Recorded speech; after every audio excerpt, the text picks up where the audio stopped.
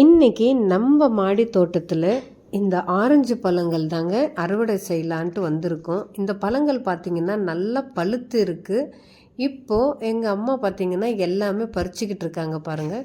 இந்த செடி எடுத்துகிட்டு வந்து வச்சு கிட்டத்தட்ட 6 மாதம் 5 மாதம் ஆயிடுச்சுன்னு நினைக்கிறேன். ஆனால் அப்போலேருந்து பார்த்திங்கன்னா இந்த செடியில் நிறைய பழங்கள் கொடுத்துக்கிட்டே இருக்குது. நான் நிறைய வீடியோஸ் கூட அப்லோட் பண்ணியிருப்பேன். இவ்வளோ பழங்கள் நம்ம பறிச்சுட்டு பிறகு கூட இந்த செடியில் பாருங்கள், நான் உங்களுக்கு காமிச்சிட்ருக்கேன். நிறைய திருப்பி பிஞ்சுக்கள் காய்கள் நிறைய இருக்குது. எப்போவுமே பூ பூத்திக்கிட்டே இருக்கும். அதோடு பார்த்திங்கன்னா நிறைய கொட்டுது. ஆனாலும் பிஞ்சியும் வைக்கிது, காயும் வருது.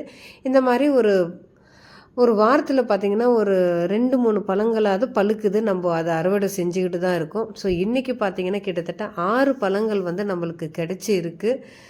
ஸோ நம்ம வச்ச செடியிலேருந்து நம்ம ஃப்ரெஷ்ஷாக அப்படியே பறித்து நம்ம அதை ஜூஸ் சாப்பிட்றோமோ இல்லை உரித்து சாப்பிட்றோமோ, ஸோ இந்த மாதிரி இருக்குது. இதே மாதிரி இயற்கையான விஷயங்கள் உங்களுக்கும் ரொம்ப பிடிக்கும் அப்படின்னா என்னோடய சேனலை சப்ஸ்கிரைப் பண்ணுங்கள், சப்போர்ட் பண்ணுங்கள், ஷேர் பண்ணுங்கள், லைக் பண்ணுங்கள். தேங்க்யூ.